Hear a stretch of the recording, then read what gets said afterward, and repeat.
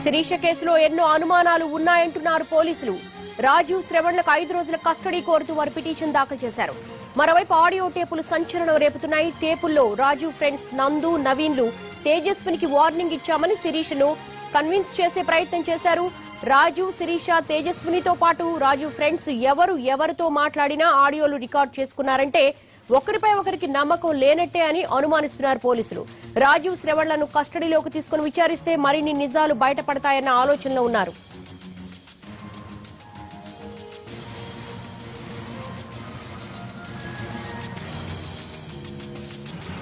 శిరీష కేసుకు సంబంధించి మరిన్ని అప్డేట్స్ మా ప్రతినిధి రమేష్ వైట్లను అడిగి తెలుసుకున్నాం. రమేష్, శిరీష కేసులో పోలీసుల అనుమానాలపై అప్డేట్స్ ఏంటి?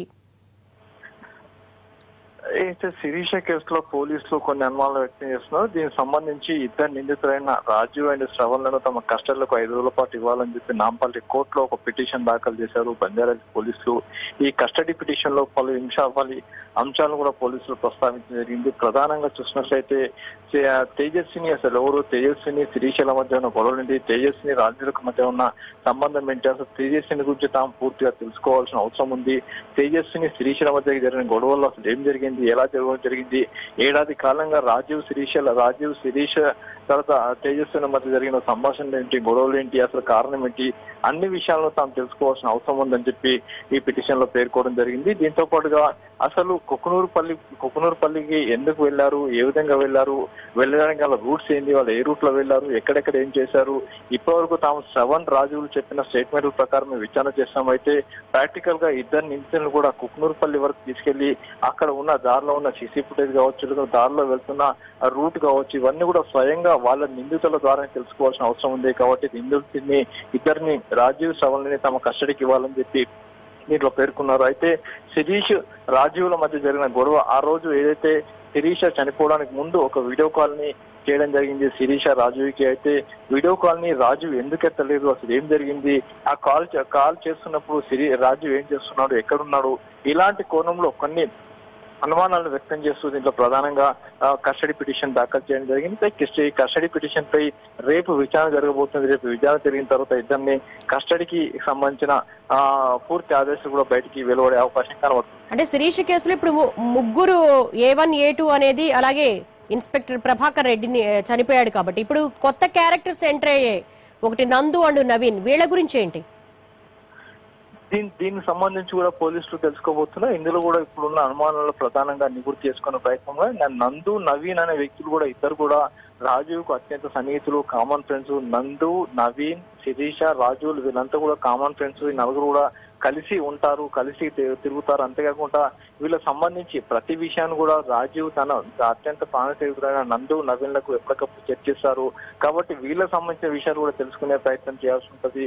మరోవైపు అక్కడ రాజీవ్ గదిలో కొన్ని సీసీ ఫుటేజ్ కూడా లభ్యం కావడం జరిగింది. దానికి సంబంధించి కూడా పూర్తిగా ఆరా తీయాల్సిన అవసరం ఉందని చెప్పి దీంట్లో పోలీసులు కస్టడీ పిటిషన్ లో పేర్కోవడం జరిగింది. ఏ విధమైనప్పుడు కూడా ఇందులో వస్తున్న కొత్త పాత్రలపై తాము సమగ్రంగా విచారించాల్సిన అవసరం ఉంది. కాబట్టి ఇద్దరు నిందితుల్ని తమ కస్టడీకి ఇచ్చిన పక్షంలో పూర్తి స్థాయిలో విచారణ జరుపుతామని చెప్పి కూడా పోలీసులు చెప్తున్నారు.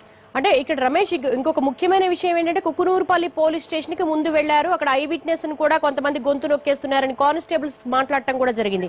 ఎందుకు పోలీసులు ఆ దిశగా దర్యాప్తు కొనసాగించకుండా కేవలం శిరీష ఆడియో టేప్స్ మీద, శిరీష అండ్ రాజీవ్ చుట్టూనే ఈ కేసు ఎందుకు తిరుగుతుంది? ఆ దిశగా ఎందుకు దర్యాప్తు జరగట్లా?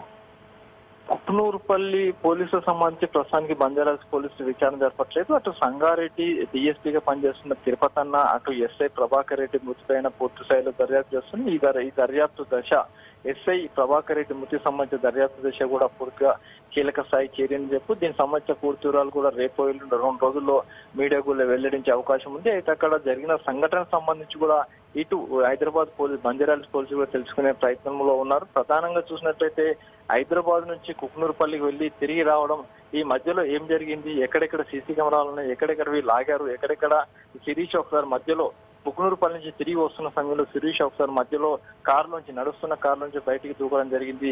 ఇది ఎక్కడ దూకింది, అక్కడ ఏమైనా సీసీ కెమెరాలు ఉన్నాయా, అన్న విషయాలన్నిటి కూడా పూర్తిగా తెలుసుకునే ప్రయత్నంలో ఉన్నారు. అయితే మరోవైపు చూసినట్లయితే శిరీష, రాజు, తర్వాత నందు, నవీన్ వీళ్ళ మధ్య జరిగిన ఆడియో టేప్స్ సంబంధించి ఇప్పటికే పోలీసు అధికారులు పూర్తి స్థాయిలో వాటిని సేకరించి అటు ఫోరెన్సిక్ ల్యాబ్ పంపడం జరిగింది. శిరీష, రాజు, శ్రవణ్లకు సంబంధించిన ఫోన్లను ఇప్పటి అధికారులు సీజ్ చేశారు. ఈ సీజ్ చేసిన ఫోన్లలో దాదాపు 100ల కొద్ది ఆడియో టేప్స్ ఉన్నాయి.